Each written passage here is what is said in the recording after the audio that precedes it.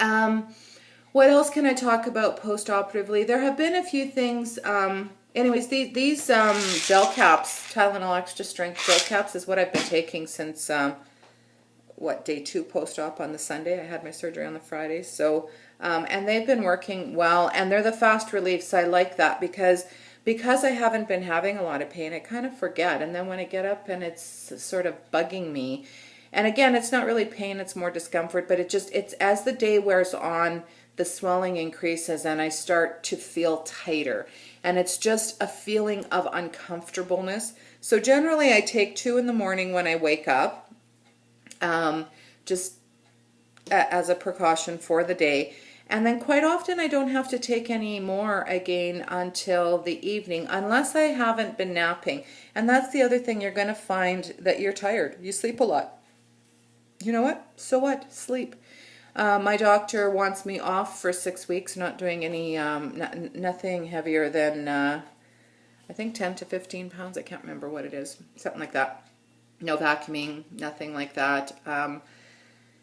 And so I'm following his instructions, although by gosh, that's hard sometimes. I live alone, and so, you know, you really have to, if you do live alone, you have to plan ahead, right? And I have little minions who are standing at the ready if I need something picked up. I mean, obviously I can at this point go stop at the corner grocery store and pick up a carton of milk because it's not 10 pounds. Or, you know, I can pick up a couple of things at a time.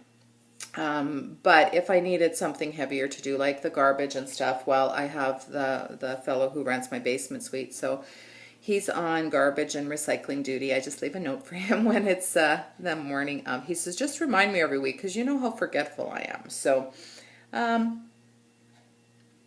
yeah.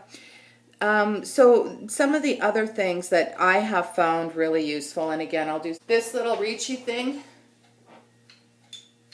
right, has been really helpful just for reaching things, especially pre-op or right post-op. And I'm just gonna, well, I guess I can do this. I'm just gonna move you around a little bit because I want to show you where I was set up for.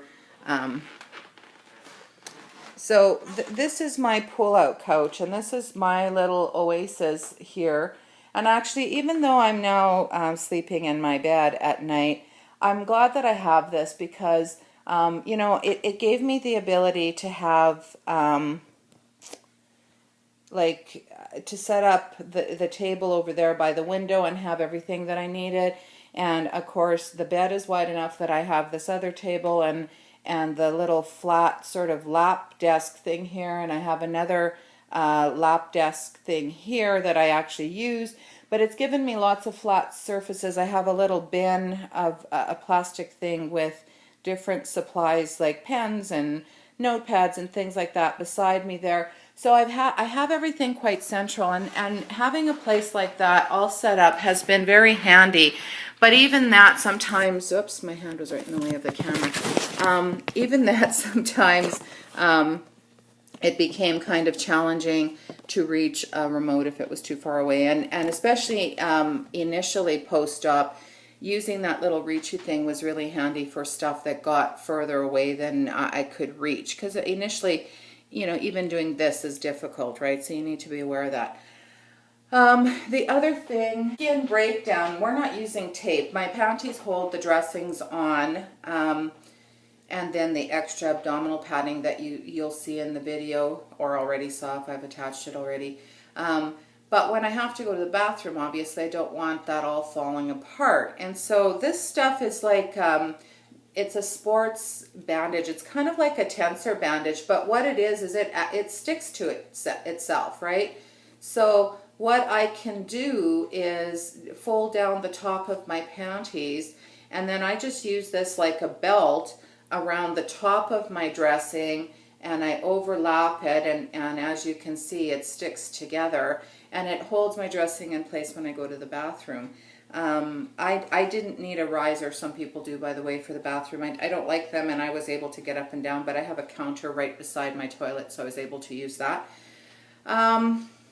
What else was useful? Lots and lots of pillows. I don't have a recliner. I was going to buy one, and then I decided not to. And quite honestly, I was just as happy without. Again, I live alone, and a lot of recliners are hard to get in and out of if you don't have somebody to lift and drop your the foot thing on it. And so having the pull-out couch, all I did was buy a nice cushy memory foam for it so that it would be comfortable. And I used lots of pillows, so 2 pillows under my legs all the time still, anytime I'm in reclining, so that I keep them up. And that's just, I've been lucky. I haven't had any swelling in my feet and legs post-op. Some people will, because again, when you think about where that incision is, it's not just cutting the skin and the fat, it's also cutting all of the blood vessels. It's also cutting all the vessels that are connected to your lymphatic system. And your blood vessels and your lymphatic systems are key to removing that excess fluid. And so some people will have issues with swelling in their feet and legs post-operatively. I haven't so far, knocking on wood. So I've been very fortunate in that regard as well. But I do keep my feet up. I keep my legs up on 2 pillows when I'm reclining at all times. And I have about 5 or 6 pillows behind me that I move around and stuff. And when I've had enough lying, I get up and I walk around, and vice versa. Haven't done a lot of sitting, although I can now sit. The binder that they had on me post-operatively I'm not wearing anymore since the drains came out. My torso is very long, and so it was actually irritating my incision more because it wouldn't sit where it needed to sit. And they tried using 2 binders to try and keep the one down. But if you're familiar with binders, they have sections. So there's 3 or 4 sections, and the one section ended up being exactly where my incision was. So when I had it on, every time I would go to sit down, even just for a couple of minutes, getting into the laying position, it would flip up, right? So if this is where that bifurcation was, it would flip up like this, and of course it was putting pressure on my incision and it was irritating it. So he told me to get rid of it as soon as possible. I had my 2 drains out, one on Saturday and one on Sunday, so that would have been day 7 and 8 post-op. So a week after my surgery, which was on a Friday, on the Saturday one came out, and on the Sunday the other. And the criteria for me to get mine out was that they had to have drained less than 30 cc's in the last 24 hours.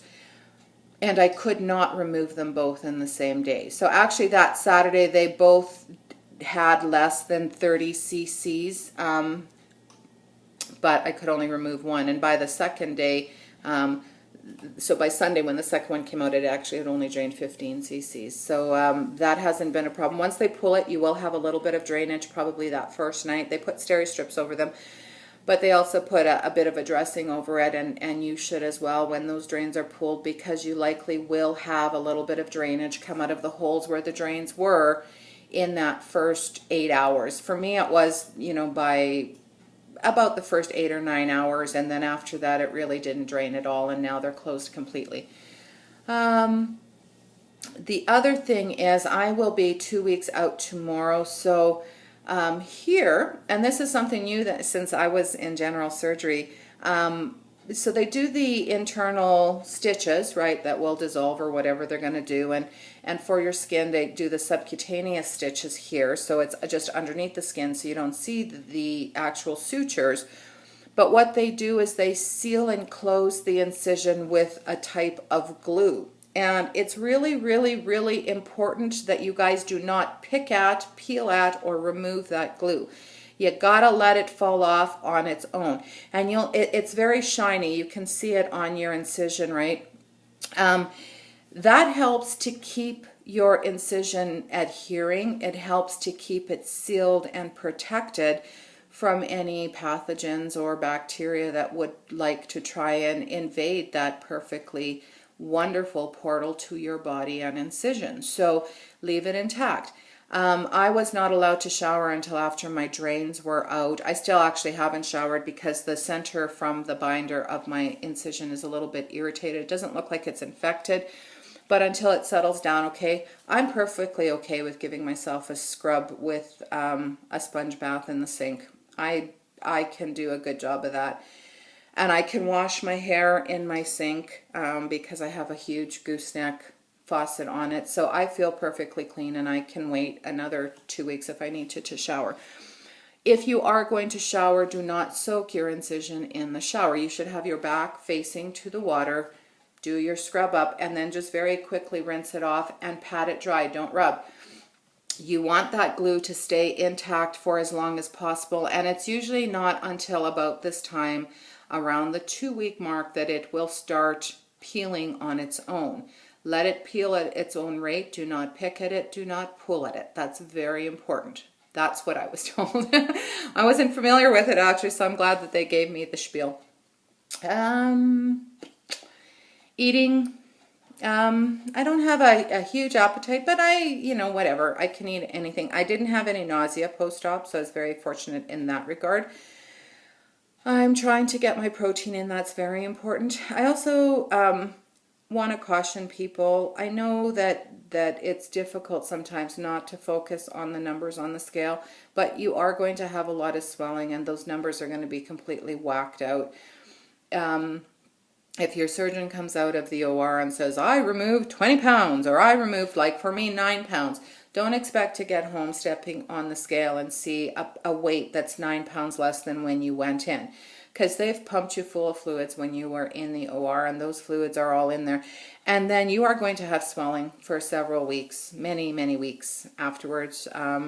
And quite often you will continue to have swelling probably every day for 6 to 12 months. It sometimes takes up to a year before people stop swelling. Obviously, you need to watch what you're taking in, but in this initial post-op period, it's really important that you're not restricting your calories excessively. You're not losing weight right now, you're healing. And so you need your 12 to 1400 calories, and you need your protein. You need to eat your protein, drink your protein, do whatever you need, but your body needs that protein to heal, and you need your vitamins and supplements. So very, very important that you pay attention to that, because I know that if you're heavier because of the swelling and the fluid, the tendency is that you want to try to lose that. Just forget about it. Just forget about it. Give yourself a break for a few days. Be gentle. Be kind with yourself. I'm not saying order 13 extra large pizzas to eat every single day for the next 2 weeks. Be conscious of what you're putting. You know what to eat. You know how much to eat. Just follow the rules around that. But don't worry, for goodness sakes, right now about your weight. It's going to fluctuate up and down until the swelling stops. It's been actually really good. I'm very blessed. I go to sleep every night and I thank God, because so far my experience has been so good. But again, everybody's experience is individual and different. And the things that I talk about doing are general, but if your surgeon has explicitly told you not to do something that I've said would be a good idea, then please listen to your surgeon. I'm not here as a healthcare professional. I'm here as a fellow patient. All right, I'm babbling on and on and on here. I'm sorry. I hope that you're all having a great day. I hope that you're taking care of yourselves and each other. Make a great day. Love you guys.